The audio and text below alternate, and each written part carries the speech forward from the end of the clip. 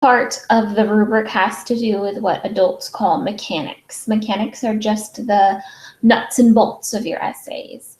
They are the capitals, the periods, and I'd say grammar might fall under mechanics too. So capitals are used properly, which means at the beginning of sentences and for proper nouns. So if you used the word store in your story, you do not have to capitalize store. But if you used the words Winn-Dixie, you'd have to capitalize Winn and Dixie because that's a proper noun for a store. The same thing goes for teacher. If you use teacher, it's lowercase, but if you use Mrs. Perotti, it's capital M, capital P. Does that make sense? Hope so.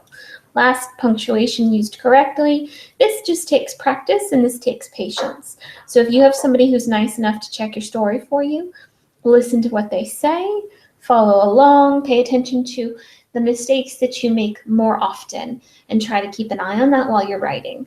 This part here, sentences are complete and not run-on sentences. I think by third grade, you're good at making complete sentences where there is a noun, somebody or something that does something, and a verb, the thing that they do. In kindergarten or first grade, there were kids who would write sentences that say, I like. Well, that has a noun, I, and there's a verb, like, but then you're not really finishing the sentence. The sentence has to be complete with a whole idea in it. Here's where kids have trouble nowadays. It's not making a complete sentence, it's accidentally making a run-on sentence. And a run-on sentence is when you forget to put a period, and instead of putting a period, you write the word and or because to connect two sentences. So you take several short sentences and connect them with words to make them one long run-on sentence, and that's not correct. It's not a good way to write. So these are examples of run-on sentences. For Christmas, I want a Busch Gardens pass because they have animals, and the animals are incredibly beautiful, and I love how Busch Gardens teaches about each species, and you're supposed to breathe at a period, but there's no period. Let me start over. For Christmas, I want a Busch Gardens pass because they have animals, and the animals are incredibly beautiful. And I love how Busch Gardens teaches about each species, and I also love that they build learning environments for their animals. So that's the first period right there. It's hard to get to there without breathing. One time I watched a pack of elephants play with their enrichment, and it was so neat because there were toys in the tree that the elephants had to find. They wanted to find the toys because there were fruit inside the toys. So there's two. This whole paragraph has two periods. That's not correct.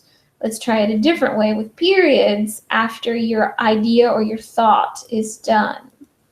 For Christmas, I want to pass to Busch Gardens. We had passes years ago and they were lovely. All of my family would go. The drive would be pretty difficult because we had to get up early, so we were tired. But when we arrived, we tended to shake that off. I liked the shows, I adored the rides, but my favorite part has always been the animals. They are amazing, and Busch Gardens teaches you so much about each and every one of them. I would love to get another Busch Gardens pass for Christmas. So you see how there's opportunities to pause, commas, periods, to breathe. If you find that you are a run-on sentence writer, a good tip that I used to give my students was to check your ands. Usually if you have an and, that means period. So let's see. For Christmas, I want a Busch Gardens pass because they have animals, and the animals are incredibly beautiful. So if I got rid of this and changed it to a period, would that mess up the meaning of the story? Let's try. Busch Gardens pass because they have animals. The animals are incredibly beautiful, and so let's put a period instead. I love how much Busch Gardens teaches about each species, and put a period. I also love that they build learning environments for their animals, period. So now we've got, for Christmas, I want Busch Gardens pass because they have animals. The animals are incredibly beautiful. I love how Busch Gardens teaches about each species. I also love that they are building environments for their animals. One time I watched a pack of elephants play with their enrichment, and, period. One time I watched a pack of elephants play with their enrichment. It was so neat because there were toys in the trees that the elephants had to find.